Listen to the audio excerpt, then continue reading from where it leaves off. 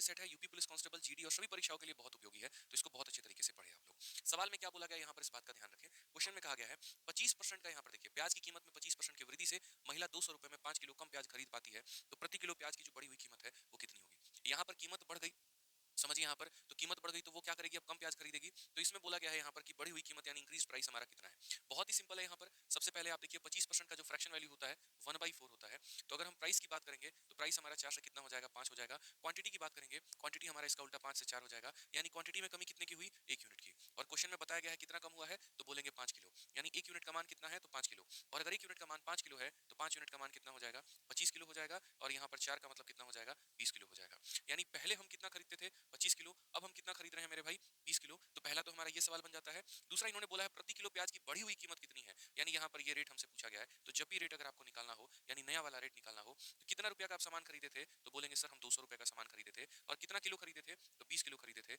यानी बढ़ा हुआ रेट जो है वो हमारा कितना है, तो बोलेंगे सर यहाँ पर बढ़ा हुआ जो रेट है वो 10 रुपए प्रति किलो है। ऑप्शन नंबर जो सी होगा वो हमारा बिल्कुल सही उत्तर होगा।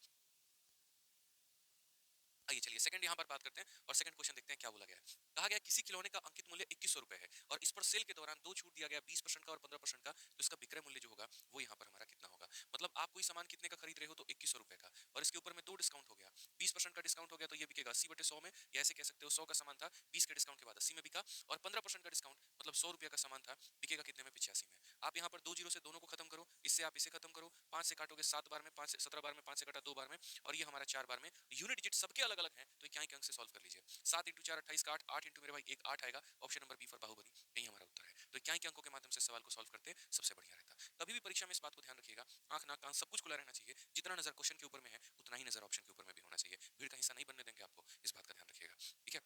ऐसे सिलेक्शन नहीं मिलती है, सिलेक्शन लेना है तो मेरे भाई उस तरीके से अप्रोच आपके अंदर होना पड़ेगा, ठीक है। ये सवाल पढ़िए क्या कहा गया। 5000 की धनराशि साधारण ब्याज पर 6 वर्षों में 7550 हो जाती है, यदि ब्याज की दर में 3.5% की वृद्धि हो, धनराशि कितनी होगी। हमने पैसा 5000 लगाया, वो बढ़कर 7550 हो गया, ठीक है। अब एग्जामिनर ये कहता नहीं नहीं रेट को बढ़ा दो तुम, और कितना बढ़ा दो, 3.5%। तो यहाँ पर अब नया अमाउंट क्या होगा। हमने कहा देखो जो बन रहा है उसको बने रहने दो, कोई फर्क की बात यहाँ पर नहीं है। 7550 अमाउंट बन रहा है तो इसे बनने देते हैं, जो एक्स्ट्रा हमें प्राप्त होगा वो इसमें हम जोड़ देंगे, ठीक है। बोलोगे सर एक्स्ट्रा कितना प्राप्त होगा, भाई एक साल में 3.5%, तो 6 साल में कितना हो जाएगा, 21%। सीधी सी बात है, एक साल में 3.5 तो 6 से गुना करो 21%, और यहाँ पर इस संख्या का जब 21% निकालोगे तो 1050 आएगा, इसमें जोड़ दोगे यहाँ पर मेरे भाई तो कुल मिलाकर तुम्हारा 8600 हो जाएगा। कौन सा ऑप्शन है, तो option number B for Baahubali. बस इतना ही करना था आपको, यानी जो मिल रहा है वो तो मिलेगा ही मिलेगा, और साथ में यहाँ पर जितना परसेंट आप अधिक चाह रहे हैं आपको वो भी मिलेगा। जोड़ दीजिए पुराने वाले अमाउंट में तो नया वाला अमाउंट निकल जाएगा, ठीक है।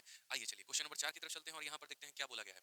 यदि 16 सही 2/3% ब्याज की दर से दूसरे वर्ष के चक्रवृद्धि ब्याज और तीसरे वर्ष के चक्रवृद्धि ब्याज का अंतर 420 है, मूलधन ज्ञात करें। इस सवाल को डिटेल में पढ़ने के लिए आपको हमारा एक छोटा सा वीडियो सर्च करना होगा यूट्यूब के अंदर पर, मुन्नी मेथड। और मुन्नी मेथड के अंदर में हमने बहुत ही तरीके से यहाँ पर बता रखा है, ठीक है। हमने बहुत ही अच्छे तरीके से बताया कि यहाँ पर जो रेट है इसकी फ्रैक्शन वैल्यू कितनी होगी, तो फ्रैक्शन वैल्यू हमारी 1/6 हो गई। यानी अगर पी नाम का कोई प्रिंसिपल है तो पहले साल का जो ब्याज होगा, तो पहले साल का ब्याज इस प्रिंसिपल का 16 सही 2/3% यानी इतना होगा। दूसरे साल क्या होगा, तो यह पहले साल का ब्याज निकल गया, पहले साल अपने आप को बढ़ाएगा, और बढ़ाएगा तो दूसरे साल में ये कितना करेगा, तो अपने आप का 7/6 करेगा, तो ये दूसरे साल का ब्याज हो जाएगा। लेकिन मुझे दूसरा नहीं निकालना है, मुझे दूसरा और तीसरे का अंतर चाहिए, तो यहाँ इन दोनों का अंतर कितने का है, 1/6, और ये बराबर होगा मेरे भाई किसके, तो ये बराबर होगा हमारे कुल मिलाकर 420 के। अगर हम काटें यहाँ पर तो सीधा सीधा बोलेंगे 7 से काटिए सर कितनी बार में, 60 बार में, तो प्रिंसिपल हमारा कितना हो जाएगा, 6 इंटू 6 इंटू 6 इंटू 6, यानी 6 का पावर 4 इंटू मेरे भाई 10, और ये हमारा कौन सा ऑप्शन है, 1296, क्योंकि ये 36 का स्क्वायर है, ठीक है। तो इससे गुना किया तो पहले साल का ब्याज निकला, फिर ये अपने आप का दूसरे साल का निकला, फिर ये अंतर है और बराबर हो गया हमारे इसके। चलिए आइए नेक्स्ट क्वेश्चन पे चलते हैं और अगले सवाल को समझते हैं, ठीक है। वीडियो पसंद आए तो चैनल को सब्सक्राइब करते रहेंगे, कहीं कोई डाउट हो तो वीडियो के कमेंट बॉक्स में भी बताते रहेंगे, हम आपका डाउट का सॉल्यूशन कमेंट बॉक्स में भी कर देंगे,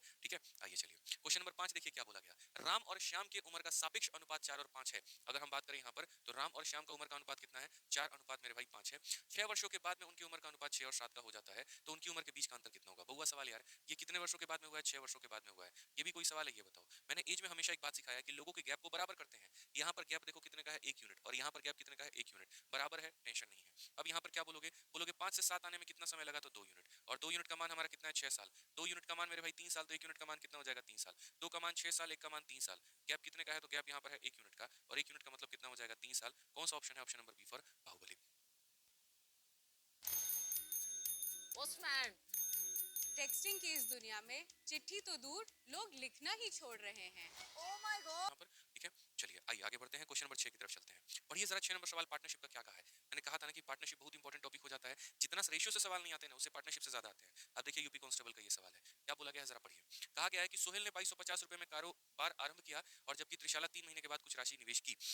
3 महीने तक वो नहीं आई थी। यदि 12 महीने के अंत में सोहेल और त्रिशाला ने लाभ को 25 और 24 के अनुपात में बांटा है तो त्रिशाला ने कितना निवेश किया है? सबसे पहली बात ये सोहेल है और ये त्रिशाला है। यहाँ इन्वेस्टमेंट है, यहाँ टाइम है और यहाँ पर प्रॉफिट है। इसके 3 महीने के बाद यहाँ पर ये आया है, यानी सोहेल अगर 12 महीना इन्वेस्ट करता है तो त्रिशाला 9 महीना इन्वेस्ट करती है। प्रॉफिट ये लोग बांटते हैं 25 और 24 के अनुपात में। मेरे भाई हमें कोई दिक्कत है ही नहीं। मैंने जीवन भर आपको बताया कि यहाँ पर कौन सा कंसेप्ट काम करता है, क्रॉस मल्टीप्लिकेशन। अगर यहाँ 25-24 है तो टॉप में भी क्या लेकर आ जाओ, तो 25 और 24 लेकर आ जाओ। और यहाँ इसको क्रॉस में मल्टीप्लाई करो 9 के साथ में, और यहाँ पर मेरे भाई मल्टीप्लाई करो इसको 12 के साथ में। अब तुम्हें जिसका रेशियो लेना है तो ले लो। तो यहीं पर बोलोगे गुरुजी इसको 3 से काटिए और यहाँ पर इसको काटिए 4 से, तो ये मिलाकर हो जाएगा इन्वेस्टमेंट 75, और अगर हम यहाँ बात करेंगे तो ये हो जाएगा 96। क्वेश्चन में क्या बोला गया है? तो क्वेश्चन में यहाँ पर बोला गया सोहेल ने इतना रुपये का कारोबार आरंभ किया है, यानी कहीं ना कहीं ये 2250 जो है ये कितने का मान है, तो सोहेल का मान है यानी 75 का मान है, और हमें पता किसका करना है, त्रिशाला का, यानी 96 का मान हमें पता करना है। ठीक है, अब यहाँ पर अगर आप देखोगे सवाल में तो 75 से आप काटो, यहाँ पर ये 75 का कितना गुना है, तो बोलोगे सर देखिए 25 से हमारा ये कुल में 3 बार, और ये 25 का 9 गुना यानी यहाँ पर 3 बार में जाएगा, और यहाँ गुना कर लीजिए तो बोलेंगे सर यहाँ पर 2880 हमारा करेक्ट उत्तर आएगा। कौन सा ऑप्शन है, तो सी जो है बिल्कुल हमारा सही उत्तर है। तो ऐसे सवालों में ध्यान रखना है आपको, यहाँ पर टाइम दिया था, प्रॉफिट दिया था, क्रॉस मल्टीप्लाई करके इन्वेस्टमेंट निकाल लिया, एक का मान दिया है तो उसके बाद में हमने दूसरे की वैल्यू कैलकुलेट कर लिया। समय बहुत बचाएंगे पेपर में, नहीं तो बहुत गड़बड़ हो जाएगा, ध्यान रखिएगा। ठीक है, और पसंद आए तो वीडियो को लाइक और चैनल को सब्सक्राइब करते चलेंगे। पूरे 11 प्रैक्टिस सेट आपको इसी रफ्तार के साथ में हम करवाएंगे। आइए चलिए नेक्स्ट क्वेश्चन की बात करते हैं। 900 ग्राम द्रव्यमान वाले हलवे में आटा, चीनी और मक्खन के 3 तत्व हैं। इसमें चीनी के 3 गुना अधिक आटा और मक्खन के 2 गुना चीनी है। हलवे में कितना आटा होगा? यानी कहने का मतलब यहाँ पर क्या है, तो it has 3 times more flour than sugar and twice as much sugar as butter. अगर हम यहाँ पर बात करें तो क्या क्या हो गया मेरे भाई, यहाँ पर फ्लोर है, शुगर है, और क्या है, तो बटर है। ठीक है, और यहाँ पर चलिए वाला क्वेश्चन हम आपको देते हैं। इस क्वेश्चन का आंसर आप लोग देंगे कमेंट बॉक्स में। रेशियो का बड़ा सिंपल सा सवाल है, हम नहीं करवाएंगे इसको। हलवा क्वेश्चन है भाई, मजा भी तो आएगा ना इसे, यहाँ पर पता भी तो चलेगा मुझे कितने बच्चे वीडियो देख रहे हैं और कितने बच्चे नहीं देख रहे हैं, या कितने ऐसे कि खाली वीडियो वीडियो देख के मेरे भाई जो है छोड़ देते हैं। ठीक है, और उसके बाद में अटेम्प्ट करते ही नहीं है। एक सवाल तो मेरी तरफ से भी होमवर्क मिलना चाहिए, तो ये सवाल 7 नंबर आपको होमवर्क दे रहे हैं। ठीक है, नहीं समझ में आएगा तो कमेंट बॉक्स में लिख देना, अगली सेट में क्वेश्चन करवा दूंगा। ठीक है ना, तो इसका आंसर कमेंट बॉक्स में देना है, क्या होगा क्या नहीं, मैं सबके आंसर को देखूंगा, जिसका सही उत्तर है उसको हमारी तरफ से हट जाएगा। ठीक है, आइए चलिए सवाल देखिए। बोला गया यहाँ पर एक छात्र के अंक 68 के बजाय 88 के रूप में दर्ज किए गए थे, इसी कारण कक्षा का औसत अंक 0.5 से बढ़ गया है, छात्रों की संख्या क्या है? हमेशा मैंने यहाँ पर कहा है कि ऐसे सवालों में जब छात्रों की संख्या निकालनी हो, ये देखो बढ़त कितने की हुई है, तो बोलोगे सर बढ़त कितने की हुई है, तो 20 की हुई है। टोटल बढ़त को यहाँ औसतन बढ़त से भाग कर दो तो छात्रों की संख्या निकल जाएगी। टोटल बढ़त 20 की हुई है, हर एक बच्चे पर 0.5 की बढ़त है, इसको जब मेरे भाई यहाँ पर हटा दोगे तो कितना हो जाएगा, पता चल जाएगा कितने छात्र थे, तो 40। Option number D for Devasena सबसे बढ़िया तरीका है भाई, समझ गए यहाँ पे। आइए चलिए नेक्स्ट क्वेश्चन पे चलते हैं। 9 नंबर सवाल को देखते हैं क्या बोला गया है। कपलिंग का क्वेश्चन, ए और बी 12 दिनों में काम पूरा करते हैं, बी और सी वही काम को 16 दिनों में पूरा करते हैं, ए और सी उसी काम को 24 दिनों में पूरा करते हैं, तीनों मिलकर अगर काम करेंगे तो कितने दिनों में पूरा होगा? मतलब धरती और ब्रह्मांड का ये सबसे आसान सवाल है। ए और बी की बात की गई है, बी और सी की बात की गई है, और यहाँ पर ए और सी की बात की गई है। ए और बी कितना दिन, 12, बी और सी कितना दिन मेरे भाई यहाँ पर 16, ए और सी हमारा कितना दिन हो जाएगा, तो 24, 12 16 24 कैल्सियम कितना होता है भाई, 48, 12 का 4 गुना, 16 का 3 गुना, 24 का 2 गुना। अगर हम टोटल बात करेंगे तो जोड़ो इन सबको, 2 बार ए 2 बार बी 2 बार सी, सबका यहाँ पर 2 गुना मिलेगा तुम्हें, और यहाँ पर ये किसके बराबर में होगा, 4 3 7 2 9 के, इन सब का 2 गुना अगर 9 के बराबर, तो a प्लस बी प्लस सी का मान कितना हो जाएगा, 4.5। क्वेश्चन में बोला यहाँ पर तीनों मिलकर कितने दिनों में खत्म करेंगे, तो यहाँ पर तीनों द्वारा लिया गया समय बराबर हो जाएगा टोटल वर्क, और डिवाइडेड बाई क्या हो जाएगा, एफिशिएंसी। अगर आप यहाँ से हटाएंगे तो ज्यादा बेहतर है, इतना जाएगा 5 से 9 बार में, और 5 से मेरे भाई 2 बार में। अब यहाँ पर अगर आप इसको थोड़ा थोड़ा काटोगे तो 3 से 1 बार में, और मेरे भाई 3 से 16 बार में, तो कहीं ना कहीं ये तुम्हारा 32/3 है। 32/3 का मतलब 10 सही 2/3, और 10 सही 2/3 का मतलब 10.66। Option number D for Devasena correct answer है। ठीक है, ध्यान रखना डेटा कटने वाला डेटा नहीं था, इसमें कई सारे लोगों को परेशानी हो जाती है, आप थोड़ा अपने आप को संभाल कर चलेंगे। ठीक है ना, आइए चलिए, ये सवाल करेगा परेशान, बहुत ही जबरदस्त क्वेश्चन है, टाइम स्पीड डिस्टेंस का, आपको परेशान कर सकता है। क्वेश्चन में क्या बोला गया है, 900 किलोमीटर गति की उड़ान के दौरान खराब मौसम के कारण विमान की गति धीमी हो जाती है, यात्रा के लिए इसकी औसत गति इतना किलोमीटर कम हो गई है, उड़ान के समय में 30 मिनट की वृद्धि हुई है, उड़ान की मूल अवधि क्या थी? यानी क्या बोलेंगे हम यहाँ पर, सर हम 900 किलोमीटर की यात्रा में निकले हुए थे, रास्ते में जब गए तो पता चला मौसम खराब हो गया, उसके चलते विमान वालक जो है, मतलब जो पायलट है, उसने 300 किलोमीटर प्रति घंटा की गति जो है वो कम कर दी, और उसके गति कम करने के चलते हम अपने गंतव्य स्थान पर 30 मिनट देरी से पहुंचे। अगर यहाँ पर देरी वेरी से नहीं पहुंचे होते, अपने समय पर पहुंचे होते, तो कितना समय लगता?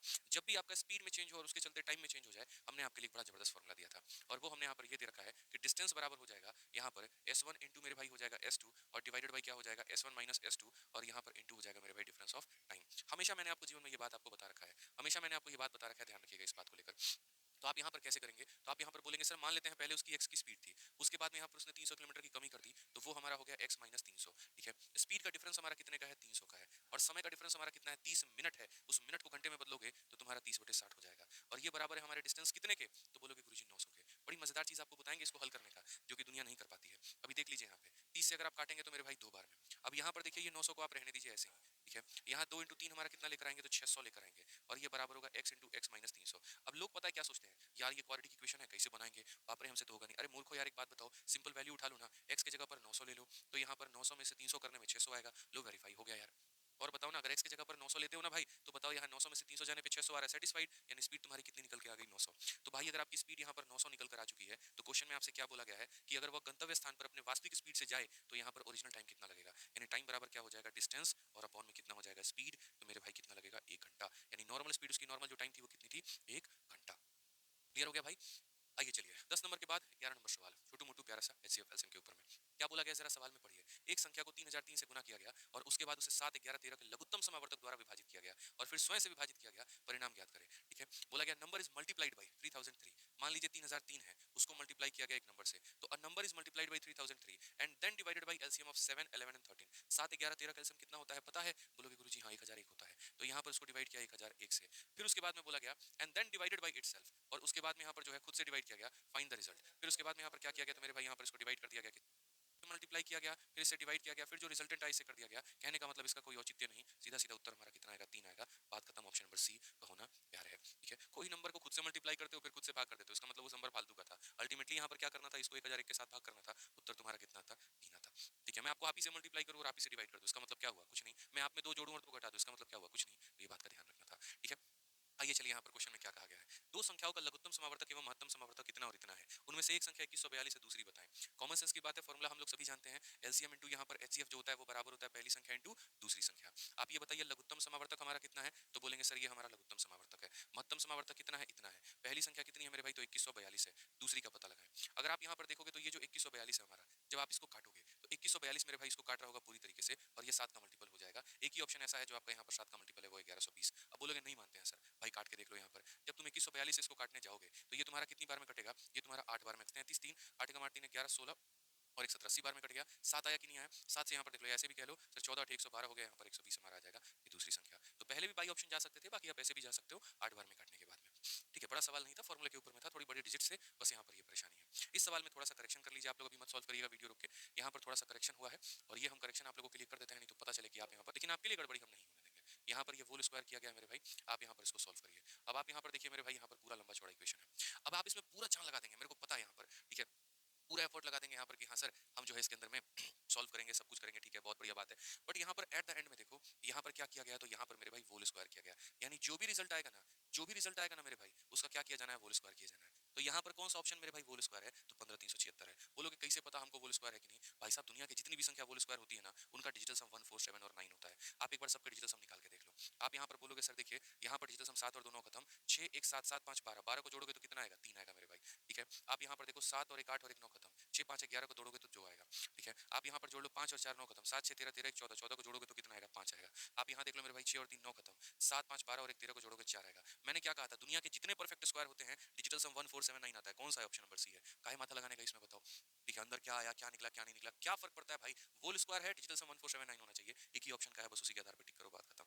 ठीक है भाई, सॉल्व नहीं करेंगे, यही तो कला है अपनी, सॉल्व नहीं करेंगे तो नहीं करेंगे। ठीक है, और यही सीखनी है आपको, यही अप्रोच आपका पेपर में सिलेक्शन दिलाएगा। पसंद आए तो वीडियो को लाइक और चैनल को सब्सक्राइब करिए। आइए चलिए नेक्स्ट क्वेश्चन की तरफ बढ़ते हैं, क्वेश्चन नंबर 14 देखते हैं क्या कहा गया मेरे भाई।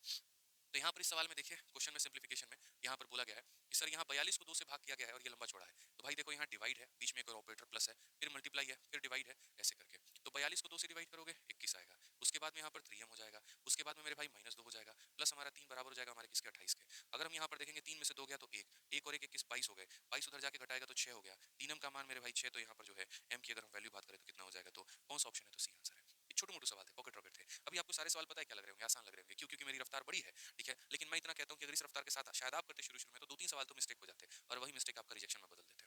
ठीक है, तो प्रैक्टिस सेट में tough questions easy question matter नहीं करते, प्रैक्टिस में हमेशा इस बात को ध्यान रखना कि क्वेश्चन के साथ साथ आपकी एक्यूरेसी भी मैटर करती है। दो चीजें होनी चाहिए पेपर के दौरान, एक एक्यूरेसी और दूसरा स्पीड। एक एस्पिरेंट के अंदर अगर ये दो चीजें नहीं है ना, सिलेक्शन नहीं होगा, लिखवा लो। जितना एक्यूरेसी मेंटेन करता है, जितना स्पीड मैटर करता है, उतना ही एक्यूरेसी भी मैटर करता है, ध्यान रखिएगा।